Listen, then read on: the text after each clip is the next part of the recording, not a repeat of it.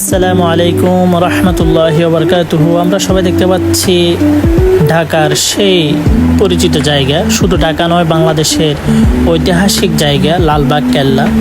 আসুন, দেখুন, সাথে থাকুন। আজকে আপনাদেরকে পুরো লালবাগ কেল্লাটি ঘুরে দেখাবো এবং কিভাবে যাওয়া যায় এই লালবাগ কেল্লায় ঢাকা থেকে, সেটি আপনাদের মাঝে তুলে ধরবো। সাথে থাকবেন ইনশাআল্লাহ। আসসালামু আলাইকুম রহমতুল্লাহ। আমরা যারা ঢাকা লালবাগ কেল্লা যেতে ইচ্ছুক, আমাদের প্রথমে আসতে হবে ঢাকা বিশ্ববিদ্যালয়। ঢাকা বিশ্ববিদ্যালয়ে এসে আমরা যে কাউকে জিজ্ঞেস করলে ওনারা আমাদেরকে দেখিয়ে দিবে যে লালবাগ কেল্লায় কোথায় অবস্থিত। আমরা যেহেতু মিরপুর 12 থেকে যাচ্ছি, এই জন্য আমরা মিরপুর 11 মেট্রো রেল কাউন্টারে চলে আসলাম। ওখান থেকে টিকিট নিয়ে আমরা চলে যাব ঢাকা বিশ্ববিদ্যালয়ের দিকে। ঢাকা বিশ্ববিদ্যালয় গিয়ে আমরা একটি অটো নিব, অটো নিয়ে আমরা সোজা লালবাগ কেল্লায় চলে আসব। নিয়ে নিলাম আমরা 3 জন টিকিট। আমাদের সাথে আছেন আমাদের শ্রদ্ধেয় ছোট আপু এটিএম এমদাদুল্লাহ ফরহাদ, আর আমার সাথে আছেন আমার স্নেহের ছোট ভাই, বলতে গেলে আমার সমবয়সী বন্ধু এবং ভাই মোহাম্মদ সরতাজ নামা সাফি। তো আমরা চলে আসছি মেট্রো রেলের পাশে। আমরা এখন চলে যাব মেট্রো রেলে ওঠার জন্য। আমাদের জন্য মেট্রো রেল চলে আসছে। এখন আমরা মেট্রো রেলে উঠে যাব। মেট্রো রেল করে আমরা চলে যাব ঢাকা বিশ্ববিদ্যালয়ের দিকে। আমাদের সাথে থাকুন। আসসালামু আলাইকুম।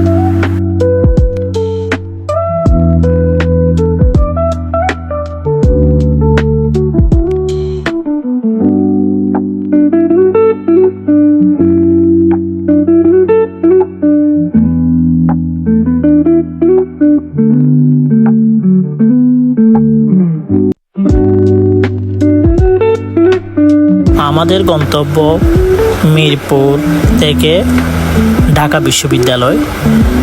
আমরা ঢাকা বিশ্ববিদ্যালয়ে যাব। এখন আমরা বর্তমান আছি ঢাকা কারওয়ান বাজার।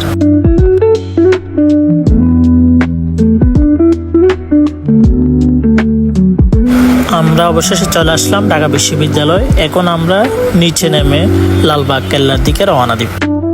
আমরা অবশেষে চলে আসলাম ঢাকার সেই লালবাগ কেল্লা, বাংলাদেশের ঐতিহাসিক নিদর্শন, ঐতিহাসিক জায়গা। এখন আমরা দেখতে পাচ্ছি দর্শনার্থীরা টিকিট নিয়ে লালবাগ কেল্লা পরিদর্শন করবেন। পরিশেষে আমরা টিকিট নিয়ে চলে আসলাম লালবাগ কেল্লার ভিতরে। লালবাগ কেল্লার মেইন গেটের সামনে দাঁড়িয়ে আপনাদের মাঝে পুরো দৃশ্যটা দেখানোর জন্য চেষ্টা করতেছি ইনশাআল্লাহ। আমাদের সাথে থাকবেন, পুরো ভিডিওটি শেষ পর্যন্ত না টেনে ধৈর্য সহকারে দেখবেন, ইনশাআল্লাহ আপনাদেরও ভালো লাগবে। আপনাদের মাঝে এই লালবাগ কেল্লার নামকরণটি তুলে ধরব। স্বাভাবিকভাবে যে কেউ যদি এর নামকরণের কথা চিন্তা করে, তাহলে স্বাভাবিকভাবে তার মাথায় আসবে যে লালবাগে থাকার কারণে এর নাম লালবাগ কেল্লা রাখা হয়েছে। ধারণাটি মোটেও ভুল নয়। আসলে এর নামকরণ করা হয়েছে এলাকার উপর ভিত্তি করে। তবে প্রথমে এর নাম ছিল সম্পূর্ণ ভিন্ন, যাতে এলাকার কোনো প্রভাব ছিল না। একদম শুরুর দিকে এই কেল্লার নাম ছিল কেল্লা আওরঙ্গাবাদ। লালবাগ কেল্লার ইতিহাস আপনাদের মাঝে তুলে ধরব। লালবাগ কেল্লার নির্মাণ কাজ শুরু হয় 1678 সালে। তৎকালীন মুঘল সম্রাট আজম শাহ এর নির্মাণ কাজ শুরু করে। যদিও বা আজম শাহ খুব কম সময়ের জন্য মুঘল সম্রাট হিসেবে ছিলেন, তবুও তার অল্প সময়ের মধ্যে তিনি তার এই অসাধারণ কাজটি শুরু করেন। উল্লেখ্য, আজম শাহ ছিলেন মুঘল সম্রাট আওরঙ্গজেব এর পুত্র আর সম্রাট শাহ জাহানের নাতি, যিনি তাজমহল তৈরির জন্য বিশ্বমহলে ব্যাপক সমাদৃত। এই দুর্গ নির্মাণ কাজ শুরু হওয়ার প্রায় 1 বছরের মাথায় তার বাবার ডাকে তিনি দিল্লিতে চলে যেতে হয়। সেখানকার মারাঠা বিদ্রোহ দমন করবার জন্য। সম্রাট আজম শাহ চলে যাওয়ার পর দুর্গ নির্মাণের কাজ সাময়িকভাবে বন্ধ হয়ে যায়। তখন এই দুর্গ নির্মাণের কাজ আদৌ সম্পূর্ণ হবে কিনা তা নিয়ে সংশয় দেখা দেয়। কিন্তু সকল জল্পনা কল্পনার অবসান ঘটিয়ে তৎকালীন নবাব শায়েস্তা খাঁ পুনরায় লালবাগ কেল্লার নির্মাণ কাজ শুরু করে দেন। কাজ থেমে যাওয়ার প্রায় 1 বছর পরে পুরো উদ্যমে আবার কাজ চলতে থাকে দুর্গম নির্মাণের। তবে শায়েস্তা খাঁ পুনরায় কাজ শুরু করার প্রায় 4 বছরের মাথায় দুর্গের নির্মাণ কাজ আবার বন্ধ হয়ে যায়। এরপর দুর্গটি নির্মাণের কাজ আর শুরু করা হয়নি। নবাব শায়েস্তা খাঁ এর মেয়ে পরিবিবি মারা যাওয়ার কারণেই মূলত শায়েস্তা খাঁ লালবাগ কেল্লার নির্মাণ কাজ বন্ধ করে দেন।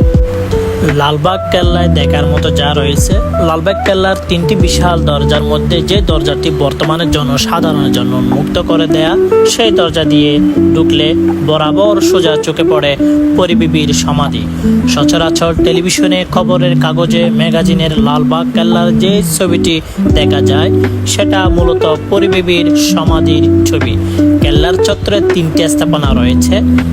1 নম্বর কেন্দ্রস্থলের দরবার হল ও হাম্মামখানা, 2য় নম্বর পরিবিবির সমাধি, 3য় নম্বর উত্তর পশ্চিমাংশের শাহী জামে মসজিদ। এই লালবাগ কেল্লাটি বন্ধ এবং খোলার সময়সূচি আপনাদের মাঝে তুলে ধরব। গ্রীষ্মকালে সকাল 10টা থেকে সন্ধ্যা 6টা পর্যন্ত কেল্লা খোলা থাকে। মাঝখানে দুপুর 1টা থেকে 1টা 30 মিনিট অর্থাৎ 8 ঘন্টার জন্য বন্ধ থাকে। আর শীতকালে সকাল 9টা থেকে বিকেল 5টা পর্যন্ত খোলা থাকে। শীতকালেও দুপুর 1টা থেকে 1টা 30 মিনিট অর্থাৎ 8 ঘন্টার জন্য বন্ধ থাকে। আর সব সময়ের জন্যেই শুক্রবার অর্থাৎ জুমার নামাজের জন্যে 12:30 থেকে 3টা পর্যন্ত বন্ধ থাকে। রবিবার সহ সকল সরকারি ছুটির দিন লালবাগ কেল্লা বন্ধ থাকে। আসসালামু আলাইকুম ওয়া রাহমাতুল্লাহ।